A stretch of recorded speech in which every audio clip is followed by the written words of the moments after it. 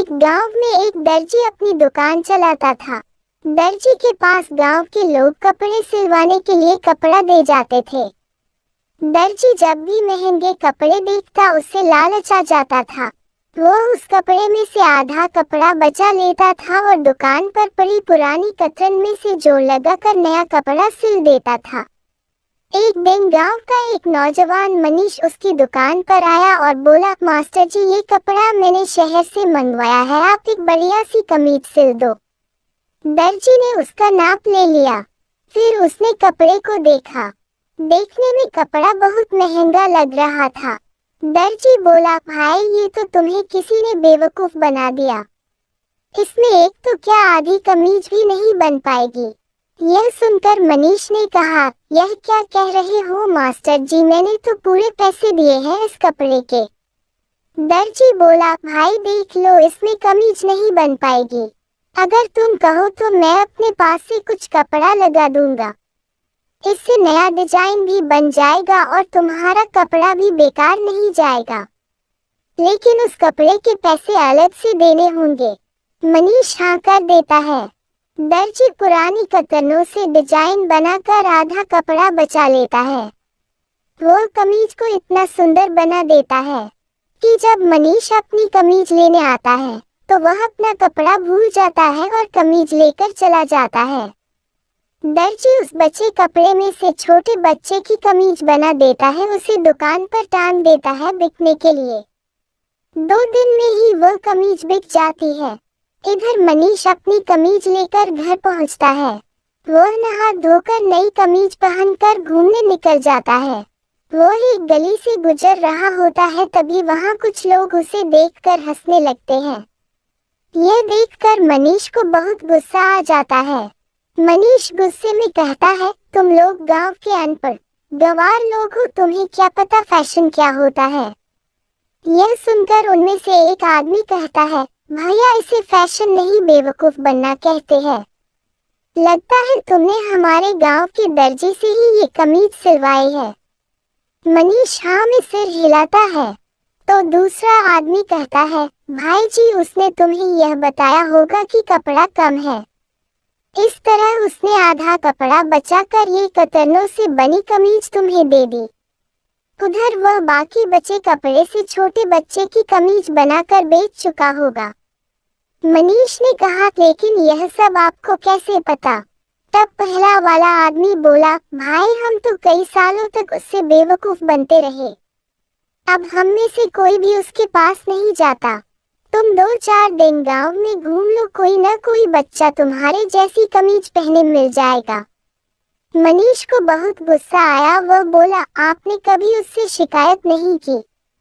दूसरा आदमी बोला, भाई, कहाँ शिकायत करते, वो चालाकी से कपड़ा बचा रहा है, किसी को जबरदस्ती लूट नहीं रहा है। हमने उसके पास जाना बंद कर दिया। मनीष ये सुनकर बोला, लेकिन भाइयों, उसे सबक तो सिखाना चाहिए जिससे वह आगे से ऐसा न करे। सभी ने सहमति में सिर हिला दिया। अब मनीष ने उसे सबक सिखाने के लिए योजना बनाना शुरू कर दिया। अगले दिन मनीष उसी दर्जी के पास गया और बोला, भाई, मैं शहर से आ रहा हूँ। यह कमीज जो तुमने बनाई है वहाँ सबको बहुत पसंद आई। वहाँ के लोग तुमसे कपड़े सिलवाना चाहते हैं। यह सुनकर दर्जी बहुत खुश हुआ। वह बोला, भाई, तुम उनके कपड़े ले आओ, मैं सिल दूंगा। तुम भी अपनी कमीशन रख लेना। तब मनीष ने कहा, भाई, शहर में यह सब नहीं चलता। वहाँ तो लोग बनी बनाई कमीज खरीद कर पहनते हैं। तुम ऐसा करो, ऐसे ही डिजाइन में 300 कमीज बना दो। 100 एक साइज की, 100 दूसरे साइज की, 100 तीसरे साइज की। मैं उन्हें शहर में बेच आऊंगा। तुम्हें भी अच्छा मुनाफा बच जाएगा, साथ ही मैं भी कुछ पैसे कमा लूंगा। दर्जी को यह बात समझ में आ गई। उसने 15 दिन का समय लिया और कपड़े के कई थान मंगाकर कमीजें सिलने लगा।